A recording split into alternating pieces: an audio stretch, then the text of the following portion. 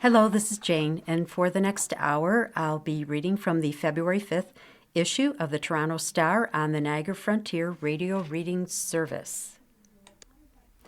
The first article I'll be reading is off the front page, and it is under the byline of Parliament Hill. Carney scraps special envoy posts on combating hate by Reza Patel and Mark Ramsey. Ottawa. Prime Minister Mark Carney is scrapping Canada's special envoy posts on Islamophobia and anti-Semitism, roles created under Justin Trudeau that Carney had pledged to keep in favor of a new advisory council. The Council on Rights, Equality, and Inclusion will be made up of Canadian academics, experts, and community leaders with a mission to foster social cohesion, rally Canadians around shared identity, combat racism and hate in all their forms, and help guide the efforts of the Government of Canada, read a government news release issued Wednesday. The news, first reported by the Star, comes as the Liberal government had been looking to fill the special envoy position on Holocaust remembrance and combating anti-Semitism after former Representative Deborah Lyons retired in July, several months before her term was set to end. Speaking to reporters following a Liberal caucus meeting, Canadian Identity and Culture Minister Mark Miller suggested both Islamophobia and anti-Semitism have become quite polarized, in part because of what we've seen in the war in Gaza. I think we have to give the opportunity to people to be upset, Miller said of the axed positions, noting that the move was not a cost-saving operation. But the goal, he said, was to make sure that we are focusing on the unity of the country, on the division that we know is there that's been fueled by a lot of things, and making sure that we have a group of experts that will focus precisely on trying to bring people together. Amira El-Gawabi, the government's special representative on combating Islamophobia, told the Star on Wednesday that her office had considerably advanced efforts to tackle Islamophobia over the past 3 years. We also have been doing so much work to fulfill the mandate in reframing narratives about Canadian Muslims and advising on policies and legislation that impacts their safety and well-being, and there was much work left to do in their mandate, El-Gawabi said. Her term was set to end next year. Both positions were created by former Prime Minister Trudeau. In its 2024 budget, the federal government earmarked $7.3 million over 6 years for each office, with $11 million ongoing. It was not immediately clear on Wednesday whether members of the new council will be paid or what its budget would be. During Carney's 2025 Liberal leadership run, his team told the Star the former central banker would retain both roles and that a Mark Carney-led government will always stand against hatred and discrimination in all its forms and remain committed to fostering an inclusive and respectful society. In 2024, Conservative leader Pierre Poilievre said he believed the jobs were useless and accused Trudeau of creating more bureaucracy to respond to the country's problems. Lyons' position was created in 2020 to help coordinate the government's efforts to fight anti-Semitism. It was first held by former Justice Minister Irwin Cotler. In an interview with the Canadian Jewish News after she stepped down, Lyons said she faced a lot of hate following Hamas's 2023 attack on Israel and the ensuing war in Gaza, and said it was hard to get people to speak up about rising anti-Semitism. She could not immediately be reached for comment on Wednesday. El-Gawabi was appointed in 2023 after a national summit on Islamophobia was convened in 2021 following a deadly truck attack in London, Ontario, in which 4 members of a Muslim family were killed while they were out for an evening walk. In December, Miller defended El-Gawabi, who he said had been facing an onslaught of hate online. The recent surge in hateful comments and threats toward Amira El-Gawabi, the special representative on combating Islamophobia, are disgraceful and entirely unacceptable, Miller wrote on social media. Disagreement is legitimate. Harmful or abusive conduct, including disinformation, is not. Bloc Québécois leader Yves Francois Blanchet said his party had wanted to see the rolls axed and said El-Gawabi had positioned herself as, quote, propaganda, unquote, figure who was, quote, anti-Quebec, unquote, and who opposed the province's secularism agenda in a very, very deplorable way.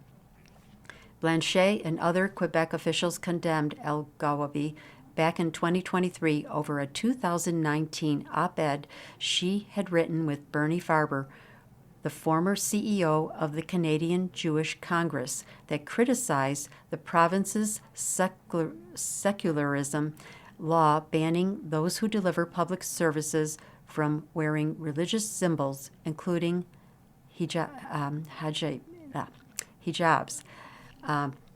New Democratic MP leadership contender Heather McPherson, meanwhile, questioned Carney's decision at a time when Islamophobia and anti-Semitism are surging. Dismantling the envoy positions less than a year since Mark Carney promised to support them is a betrayal that sends a troubling signal to communities already under threat, McPherson wrote on social media. Last year, El-Gawabi released a guide to addressing Islamophobia in Canada. A document, she told the Star on Wednesday, was the first of its kind of any government in the world. Lyons' office had also released resources on addressing anti-Semitism. The next article is also from the front page under the byline of Environment. Ottawa to jettison EV sales mandate. Targets to be replaced by new fuel standards. And this is by Tonda McCharles. The Carney Liberals will release a new automotive strategy Thursday that drops electric vehicle sales mandates and moves to new fuel efficiency standards, government and industry sources confirmed to the Star. Auto industry leaders say they welcome the move to scrap regulations that would have required all new cars sold in Canada to be electric vehicles by the next decade. It allows the industry to continue to deal with this very challenging U.S. tariff situation, removes a redundant and costly regulatory burden while still supporting electrification, which is a shared goal, said Brian Kingston, head of the Canadian Vehicle Manufacturers Association. We want to reduce emissions and get more people into EVs, but a punitive mandate was clearly not the way to do it. Flavio Volpe of the Automotive Parts Manufacturers Association said, "I'm happy that it appears we'll move into a much more realistic formula without relenting on the path of modernization that includes electrification, but might include mass deployments of hydrogen or hybridization." Neither could confirm additional changes to come, but a government source confirmed the new strategy will reintroduce consumer incentives or rebates to buy EVs. It may also offer more funds for building EV public charging infrastructure. Kingston said there is currently a gap of about 60,000 charging stations for the needs across the country. Unifor President Lana Payne says any strategy that is just the start of a plan to ensure investment and production are drawn here to ensure Canadian workers and Canadian-based car making have a future. Prime Minister Mark Carney and Industry Minister Melanie Joly will unveil the long-promised strategy on Thursday that aims to support workers and Canadian-based manufacturing at a time when Donald Trump's auto tariffs have put intense pressure on the industry, with two of the big three U.S.-based automakers having shifted or reduced production to south of the border. The biggest ask on the industry side is the repeal of the EV sales mandate. Carney last fall paused the 2026 mandate that would require 20% of sales to be EVs, while the government reviewed the targets of 60% by 2030 and 100% by 2035. But the Carney Liberals believe that the future of the industry lies in electric vehicles and that the Canadian industry, on the supply and demand side, must transition. Kingston told the Star that the EV mandates established unachievable and unattainable targets. It is putting significant costs on auto manufacturers at the worst possible time. Complying with this regulation requires that manufacturers either restrict their sales of gas-powered vehicles in Canada or purchase compliance credits at a cost of billions of dollars, he said in an interview. If you look at Canada's current production of vehicles, over 95% of what we currently build in Canada will be prohibited for sale in 9 years under the EV mandate. That makes absolutely no sense. Kingston said the regulation established a scheme whereby if a company couldn't meet the prescribed sales ratio, it could purchase credits from other manufacturers that have a surplus. The government established the price tag of a credit at $20,000. Given the gap between existing sales and the mandated sales between now and 2030, we are looking at about $3 billion cost implication for manufacturers, he said. Further, the EV mandate was duplicative because it came on top of existing regulations that require companies to decrease the amount of their greenhouse gas emissions year over year, Kingston said. Overall, he said, any new auto strategy needs to protect Canada's auto manufacturing footprint and all of the people it employs. That is what Unifor's Payne said must be the priority. Of course, we need to make sure that worker supports are robust in the case of transition, said Payne. But equally, she said, our key priorities are how do we keep production in Canada? How do we support it? How do you incentivize it? And if Canadians are buying 2 million cars in Canada, how do we make sure we're building as many of them as possible? If automakers want to sell in Canada, they have to build and invest in Canada. And we've seen too much of our market access being given to countries and companies all over the world that don't invest here. Payne pointed to Chinese car makers, which next month can begin importing up to 49,000 EVs this year into Canada's auto market, but whose track record is dismal for building and manufacturing outside of China. Payne also pointed to South Korea's Hyundai, which sells thousands of vehicles in Canada but does not manufacture them here. In 2024, Ottawa said 12% of vehicles sold in Canada, or about 228,000, were made by South Korean automakers. Labor and industry leaders agree more investment and production must be lured here. Outside of persuading the U.S. to remove its Section 232 tariffs on auto, steel, and aluminum, the goal is to make sure that manufacturing in Canada is competitive, Kingston said. And right now, the EV mandate makes it deeply uncompetitive to be here. He added that last month's deal to allow China a small import quota and bringing China into the Canadian market, what the federal government has done is really throwing a stick in the spokes of our overarching electrification strategy. I need to pause here to remind you that you are listening to a reading of articles and features from the Toronto Star on the Niagara Frontier Radio Reading Service. And the next article is also from the front page, and it is titled, Cops Arrested in Major Crime Probe. Charges in sprawling case include drug trafficking, murder conspiracy, and murder conspiracy. This is by Abby O'Brien, Calvi Leon, and Jennifer Pagliaro.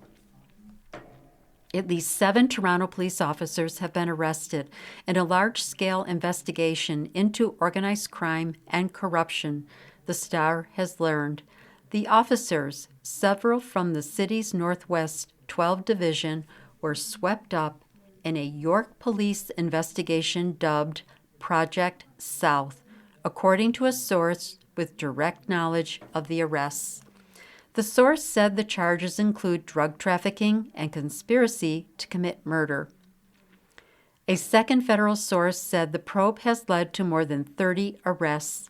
The Star is not naming either source because they were not authorized to speak publicly about the case. Among those arrested are several senior officers with more than 10 years on the force. At least one of the accused was expected to be held pending a bail hearing. It's unclear when the others will make their first court appearances.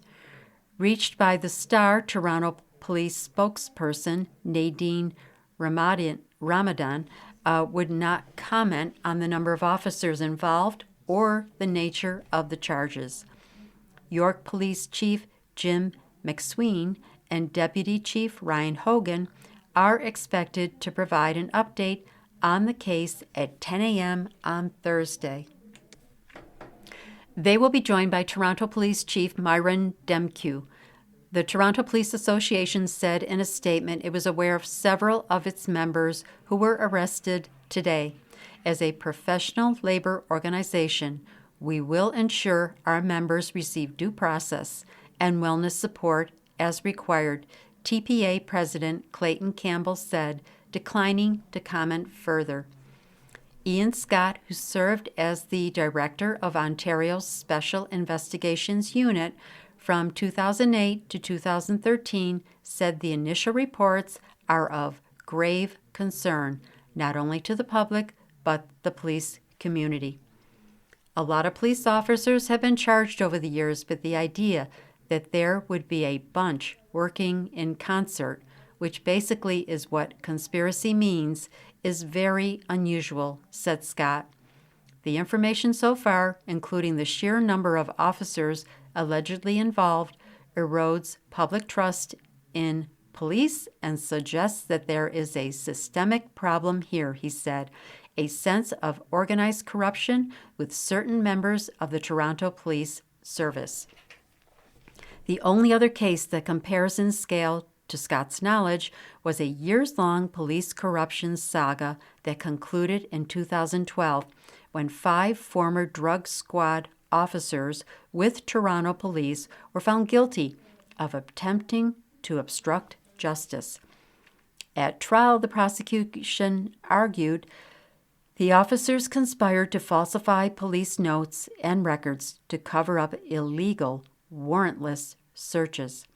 Asked about the recent arrests involving several Toronto police officers, Mayor Olivia Chow declined to comment on Wednesday. And also on the front page, and actually this was the big headline, is the Olympic Dispirit. This is from Milan Cortina, where the Olympics have already started. Games set to kick off in a damp and oddly muted city. And this is by, let me get her name, Rosie DiMano. Milan, the city must still be in her hair rollers and slip. Surely, before the guests formally arrive for Friday's opening ceremony of the 25th Winter Olympics, she'll be all set to fling open the front door and announce, "Avanti, avanti." But as the hours tick down to the curtain going up, Milan is swathed in rain, mist, and fog. Venice is the only Italian city that is at its most beguiling, swathed in rain, mist, and fog. Hunched in on itself, collar turned up with scarcely any games vibe in the air beyond a series of illuminated sports images hanging above the cobblestone streets that lead to Piazza del Duomo, site of the Olympic megastore, which is rather sacrilegious, cheek by jowl with the masterpiece cathedral. Projections onto historic buildings, some Olympic-themed billboards, shilling major games sponsors, and the Olympic cauldron a-sparkle next to the landmark Arch of Peace. Though few seem to take much notice of these bare-bone adornments this week, perhaps this is just Milano being Milano, reflexively haughty and disdainful in its aggressively chic presentation. A city that wears understatedly elegant Armani, favorite native son, on its sleeves. An Ipsos poll released on Friday showed that 17% of Italians were unaware that the games were imminent, and 8% didn't know Italy was hosting the Olympics at all.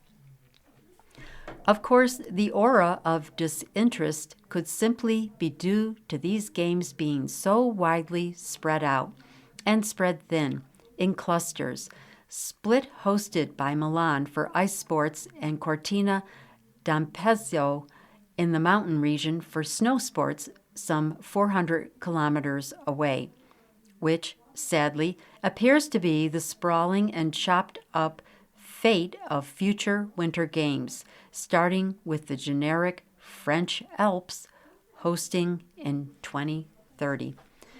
Climate change is the primary culprit, rapidly shrinking the number of reliable hosts for the winter version of the quadrennial spectacle. A study published last month, building on recent research from the University of Waterloo, suggests that only about half of the possible 93 locations could reliably host the Winter Games, at least in February, by mid-century, if global warming continues its upward trajectory. That research indicates snowmaking would become a critical issue not far down the road, and has been already since at least Vancouver in 2010. As I recall, Nagano in 1998 was a sloshy mess too. Making the snow rather than counting on what falls from the sky has been used to some extent at every Winter Games since Lake Placid in 1980, but Beijing was the first to rely on it almost entirely in 2022. Without the manufactured version, the aforementioned research submits that only 7 cities could reliably host the games right now. For these games, organizers plan to make about 2.4 million cubic meters of snow. No such problem existed when Cortina d'Ampezzo hosted the games 7 decades ago, although some snow was trucked in by the military from the Dolomites. According to U.S.-based nonprofit Climate Central, average temperatures in Cortina have climbed by more than 3 degrees Celsius since they last hosted the Winter Games in 1956, and the area now experiences 41 fewer days of temperatures below freezing than it did in the 40s. At the Turin Games in 2006, organizers faced a crisis of snow au naturel as well, forcing a heavy last-minute reliance on the artificial stuff. Perhaps it's a winter wonderland up in Cortina. Can't really tell from my Milan location, though I'm watching alpine skiing training on a closed circuit TV at the moment, and a lot of skiers are wiping out.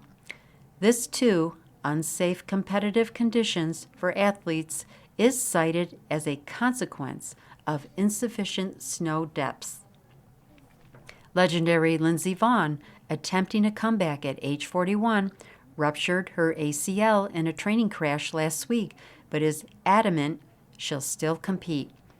Milan Cortina was attractive to the International Olympic Committee because it would see a return to a historical cradle of alpine sports in Europe, following games in China and South Korea.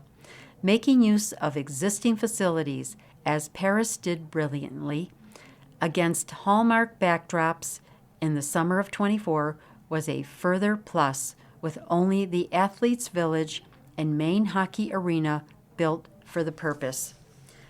But as of Wednesday, in the first women's hockey games, the far-flung Santa Giulia Arena was still a construction site amidst panicky last-minute completion work.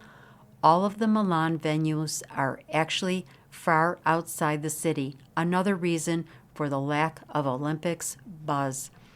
The new cable car system intended to carry spectators to the women's alpine skiing competition will definitely not be finished in time, and frantic work likewise continues at the overhauled old Eugenio Monti sliding track, to say nothing of the track's €118 million price tag, a huge cost overrun, after organizers firmly rejected IOC urging that the events be moved to Austria or Switzerland. A dual-country hosting arrangement could not be swallowed. But these were supposed to be games of reasonable cost, estimated at €5.2 billion. Capacity to host and catastrophic costs have weeded out cities that had initially expressed interest in hosting Winter Games, beyond a return to Salt Lake City in 2034. Frankly, the Winter Games aren't sustainable as devised. They're fueling their own demise. And Milan Cortina provides a predictor of muted games, which is not how spectacle is supposed to roll.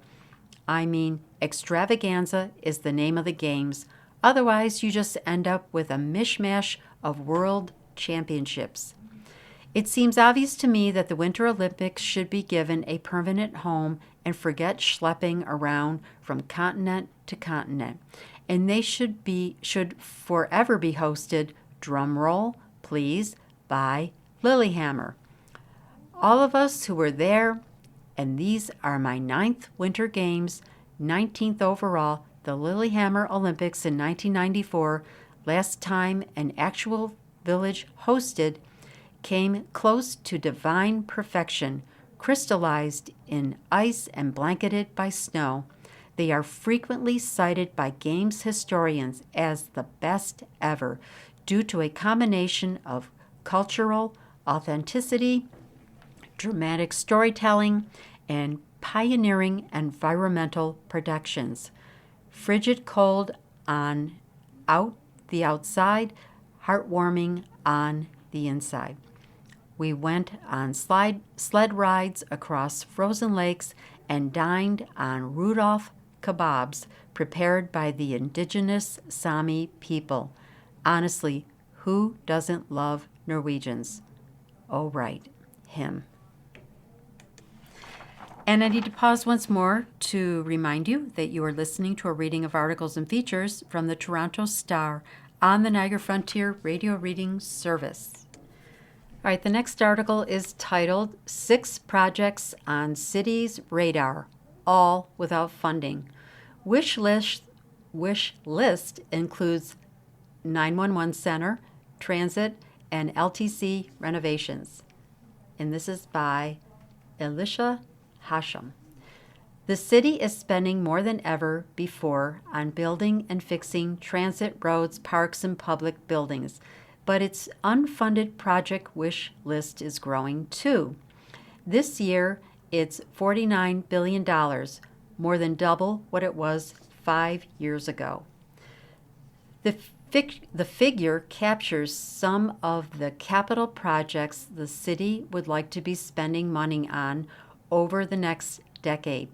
It covers things ranging from new transit lines to the rising backlog of infrastructure repairs that plague Nathan Phillips Square, that's $65.3 million, city-owned theaters, $115 million, and TCHC buildings, $4.8 billion.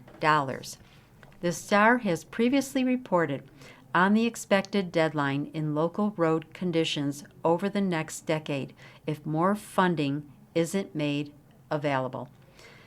This year's $63.1 billion capital budget would have liked another $810 million for that alone, as well as $576 million for city bridge rehabilitation. City staff note that the capital budget constraints outlined by each department during the budget process doesn't include all the infrastructure projects the city would like to pursue, and that not all the unfunded projects listed will have accurate cost estimates, since they may not have gone through the full vetting process that an approved project would have. Here are 6 things that the city hopes to find money for in the next 10 years, according to this year's budget documents. Renovating 4 long-term care homes, $967 million.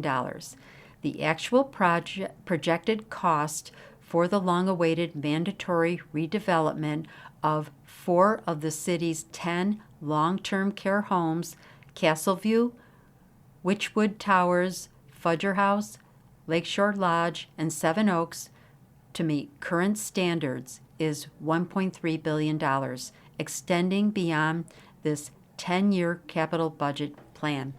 Some funding for this might come from the province via a specific fund for long-term care capital projects. The budget note says the 4 homes amount to 1,105 beds and were built between 1965 and 1990. Okay, the second one is a new forensic identification services building, and that would cost roughly $255 million. The proposed Toronto Police capital budget of $1.3 billion covers plans to upgrade police stations, including the College Street HQ, replace equipment from body cameras to police vehicles, and renovate the living quarters of the mounted unit horses. Among their lower-cost projects that have yet to be funded are pilot projects to use artificial intelligence, including in real-time incident response, that's $5.6 million, and using drones as first responders, that's $3 million, starting with 6 rooftop-based docking stations. They also need about $600,000 for new bomb disposal robots. but a bigger ticket item would be a new forensic identification services building to replace the current one, built in 1979, where police do everything from ballistics testing on guns to examining evidence for fingerprints and DNA. And the third item on the list is a new 9/11 Communications Center. That's $270 million. Toronto Police operate the 911 service, but note the cost of the new center could be spread among all emergency services capital budgets. The current center is too old to fully handle advances in 911 technology that would allow people to send video or additional information. The police capital budget note says, it is also too small to accommodate the expected growth in communication operator positions. All right, the fourth item is making some of Yonge Street more pedestrian friendly. That's $142 million. The city is planning to widen sidewalks along sections of busy Yonge Street downtown from Queen Street to College and Carlton Street, and in North York from Shepherd Avenue to Finch Avenue. The downtown stretch, known as Yonge Tomorrow, and the T-O and tomorrow are both capitalized, is still in the design phase, according to the project site, and actual construction is dependent on the Ontario Line subway timeline. The original plan called for reducing car traffic from 4 to 2 lanes and increasing sidewalk width. The north section plan is not yet in the detailed design phase. The fifth option on the list is new fire stations near Woodbine Racetrack, Mimico, and the Portlands, $85 million. Toronto Fire Services is planning for 3 new fire stations around the city, along with new trucks to go with them.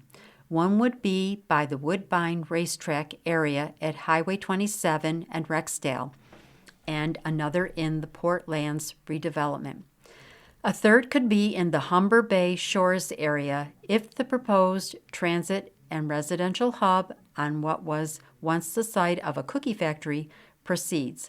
Last year, amid the condo market downturn, plans for the new Park Lawn Geo Station were paused by the developer, and the future of the mixed-use project is unclear.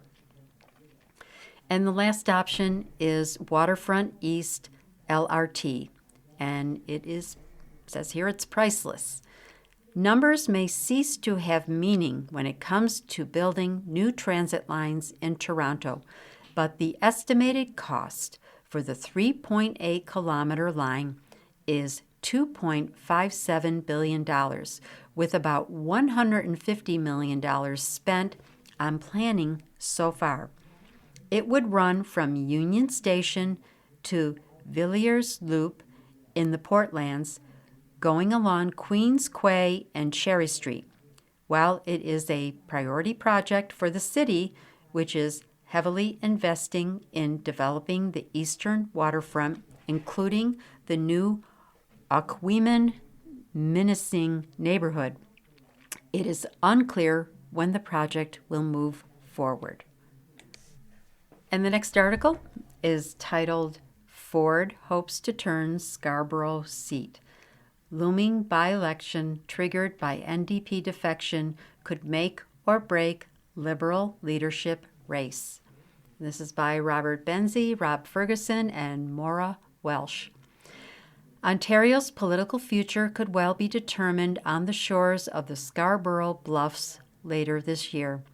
A looming provincial by-election in Scarborough Southwest, triggered by the stunning defection of Deputy NDP leader Dali Begum to the federal Liberals, has set in motion a cascading chain of events that could define the next general election, expected in 2029 or 2030.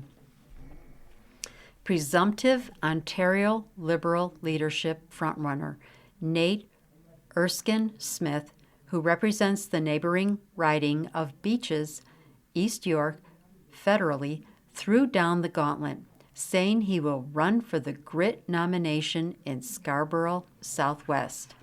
But Premier Doug Ford warned Wednesday his progressive conservatives plan a vigorous campaign against a potential future Liberal leader. I'll just work as hard as we can, and hopefully we can turn that seat, Ford told reporters in Mississauga, praising Begum, Prime Minister Mark Carney's hand-picked candidate for a federal by-election in Scarborough Southwest that will be held before the provincial contest. I really like Dolly. I think she'll do a good job as a federal MP if she's fortunate enough to win, and I guess it will be a time to call a by-election after that. I'm just not too sure when, said the Premier, who has 6 months before he must drop the writ. Ford, who made headlines Saturday when he announced he would seek a fourth term in the next election, spent millions of PC funds on pre-election attack ads that hobbled former Liberal leader Bonnie Crombie after she took the helm in December 2023. So even though his Tories privately concede it may be hard to win Scarborough Southwest, a seat they last took in 1999, the by-election could be an opportunity to road test messaging against Erskine Smith, who is a virtual lock for the local nomination. Erskine Smith, who was runner-up to Crombie in the last Liberal leadership race, said he will quit as MP as soon as Doug Ford calls the by-election, but not before because of Carney's precarious minority government. Look what's at stake here in Ottawa. Every vote counts, he said. I don't want to leave my federal colleagues in the lurch, so I'm not going to jump today, but if Doug calls it tomorrow, yeah, I'll resign. Erskine Smith's gambit has upended a Liberal leadership race that was shaping up as a showdown among a handful of the party's 14 caucus members and outsiders without seats in the legislature.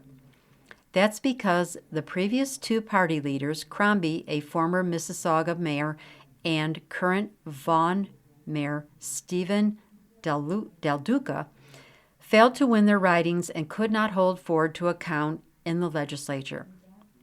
Liberal MPPs Adil Shamji, Don Valley East, and Lee Fairclough, Etobicoke Lakeshore, Rob Surjanek, Ajax, and Stephanie Bowman, Don Valley East, have all expressed interest in the leadership. Outside the caucus, former federal party president Mike Crawley, once a Queen's Park staffer who went on to become a banker and energy executive, has launched an exploratory website and recently held a gathering in downtown Toronto that attracted more than 200 Liberals.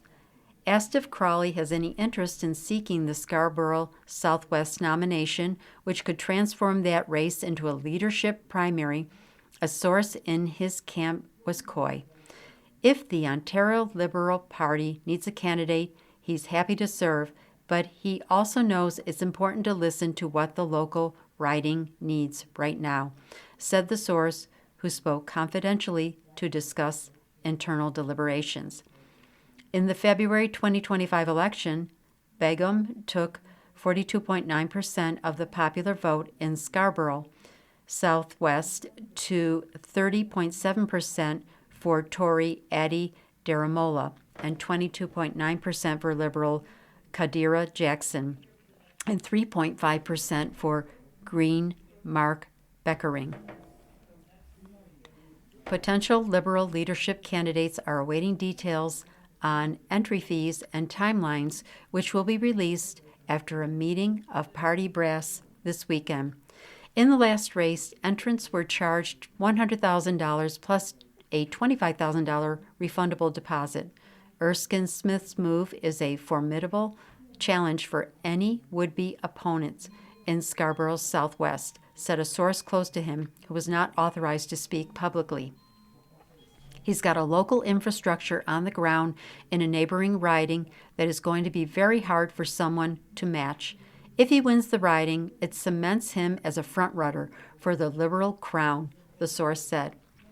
One of the more credible knocks against him up until this point has been that he doesn't have a seat and that he does not have skin in the game. Well, he's just put a whole lot of skin in it.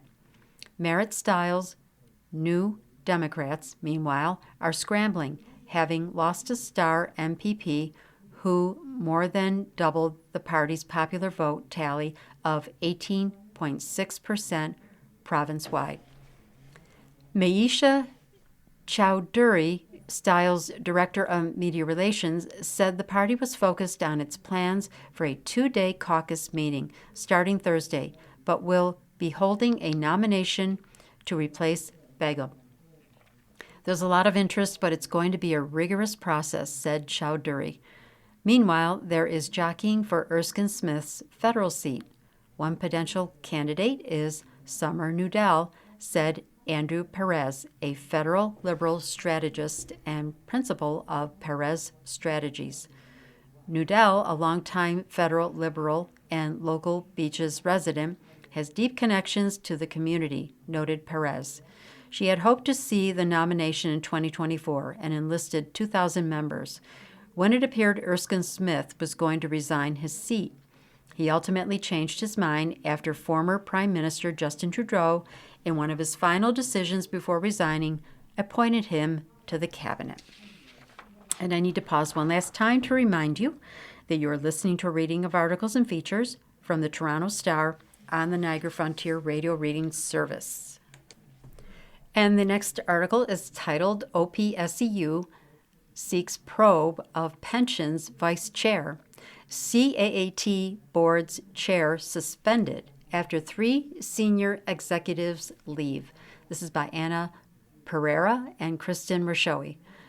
The Ontario Public Service Employees Union, that's OPSEU, is demanding an investigation into the conduct of the CAAT, that's Colleges of Applied Arts and Technology, Pension Plan Board's Vice Chair, Karine Stangerlin, amid a governance crisis at the plan.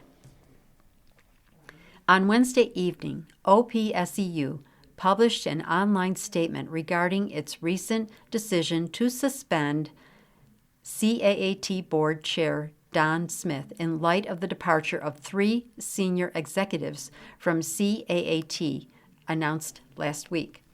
The executives' resignations followed the board's decision to approve a $1.6 million vacation in lieu payout to CAAT's CEO, Derek Dobson, as first reported by the Globe and Mail.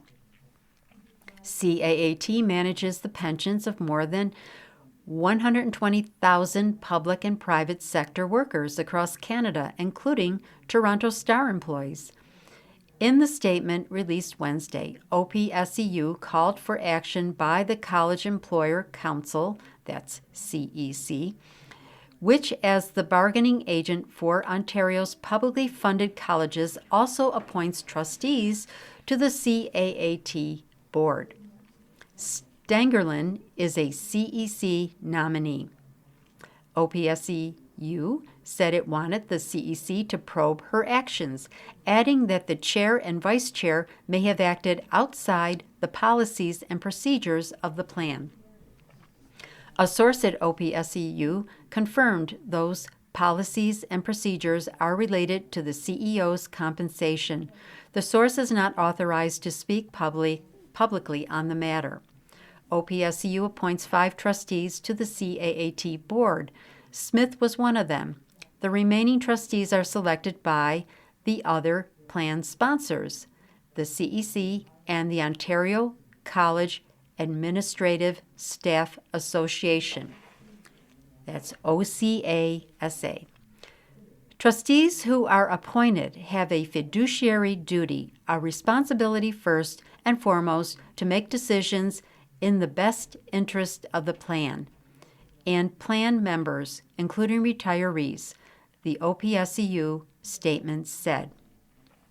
The union emphasized that it has no direct influence on the decision-making of trustees. OPSEU is seeking accountability and is taking action that is within our scope, the statement continued. We are calling on the CEC to open an investigation into the actions of their appointed trustee as well. Greg Lloyd, CEO of the CEC, told the Star in an interview that we are fully aware of allegations of issues regarding governance, and we are fully supportive of the governance review. The council had only just been made aware of OPSEU's request, he said. Stangerlin and CAAT did not immediately respond to the Star's request for comment. CAAT spokesperson Stephen Hewitt declined to comment. Originally created to support Ontario colleges, CAAT now serves 800 participating employers with $23 billion in assets. The plan is well-funded, holding $1.24 for every dollar in promised benefits. In the unlikely event of a deficit, all pensions would continue to be paid in full, as is required by law. And the next article, it'll probably be the last article, is it everyone against Lewis in NDP race? Latest campaign finance data suggests climate activist is now frontrunner in leadership contest. And this is by Mark Ramsey. On a chilly Toronto afternoon, Avi Lewis bundled up and strolled into the heart of the city's financial district with a microphone and a plan. Casting himself as the left-wing populist fighting to take charge of the federal New Democratic Party, Lewis challenged Bay Street bankers passing by. Why did the big six banks make so much money last year? What are your thoughts on wealth tax? He doesn't appear to convince anyone in the 3-minute clip, but the exchange delivered something else of value. Tens of thousands of views on social media and a ready-made campaign ad driving membership sign-ups on Lewis's pitch to win a government that serves the many, not the money. The latest campaign finance data suggests Lewis is now the frontrunner in the NDP leadership race. He's well ahead of his opponents in donations, with $778,869 reported to Elections Canada by the end of December, followed by Edmonton MP Heather McPherson at $415,490. Labour leader Rob Ashton is third in the fundraising race with $231,095, followed by long-shot contenders and former MP candidates Tenille Johnston and Tony McQuell at $142,000, $129,000, and $95,093, respectively. Lewis's campaign said it has since reached more than $1 million in donations, topping the party's previous leadership fundraising record. That spend is showing with a massive organizing drive, a nonstop cross-country tour, and a digital spend of more than $65,000 on Meta ads alone. The fact that Lewis has such a big lead, he's raised nearly half of all the money that anybody's raised. It really does kind of show that he should be seen as the front runner, said election polling analyst Eric Grenier, who tallied the fundraising numbers. It's very rare that someone raises by far the most money and doesn't win. Lewis told the Star that numbers indicate support for a leftward bold shift in Canada's NDP, which was reduced to a historic low of 7 seats in Parliament following last spring's election. Something is shifting in Canadian politics, Lewis said in an interview this week. Still, he faces critical challenges before the ranked ballot vote at the end of March. It's not yet clear how many party members each campaign has signed up, which could tip the scales, and Lewis's internal rivals, rankled by his opposition to fossil fuel development, appear to be trying to rally support against him, said Matt Fodor, the author of From Layton to Sing, The 20-Year Struggle for the NDP's Soul. Where that support goes remains to be seen, but the campaign of McPherson, the only sitting MP in the race, has been quietly targeting Ashton's supporters. According to a source with knowledge of the situation who was not authorized to speak publicly, McPherson's campaign sees her home province of Alberta, where a chunk of the NDP membership lies, as a potential path to victory. She has dominated in fundraising there, the only province where Lewis did not lead in donations. A lot will depend on what happens after the first ballot, said Anne McGrath, a McPherson supporter who was principal secretary to former leader Jagmeet Singh. She drew parallels to the party's 1995 contest when front-runner Sven Robinson led after the first ballot but ultimately lost to Alexa McDonough after supporters of the third-place Lauren Nystrom flocked over to her. If Avi can't win on the first ballot, it might be hard for him to win, McGrath told the Star. Although his fundraising tally ranked third and he was fourth in donors after Johnston, Ashton told the Star his momentum is absolutely incredible. Positioning himself as the primary challenger to Lewis, Ashton recently slammed the climate activist and former journalist as having a political approach that turns New Democrats against each other and undermines the wins provincial NDP governments are delivering. McPherson has been more measured in her public comments about Lewis, but her key supporters include former Alberta NDP Premier Rachel Notley and Notley's Environment Minister Shannon Phillips, who a decade ago publicly sparred with Lewis over his championing of the LEAP Manifesto, a roadmap to a transition away from fossil fuels that dominated NDP debate. Phillips has charged the manifesto without notice and served as a distraction from the Alberta's NDP other work to phase out coal and put a price on carbon emissions. I'm going to have to skip to the end because I'm running out of time. Let's see. Naheed Nenshi, the Alberta opposition leader who has distanced his party from the federal NDP, was more blunt. I'm not even voting. I'm not a member of the federal party. He offered, however, that he's prepared for Alberta Premier Danielle Smith's desperate United Conservative Party to associate him with the federal New Democrats. There's no more Trudeau to kick around, so I presume they're going to start talking about the Nenshi-Lewis alliance, he told reporters. Who cares? Albertans are smarter than that. And I will end with you've been listening to a reading of articles and features from the February 5th issue of the Toronto Star. Your reader has been Jane. Thank you for listening.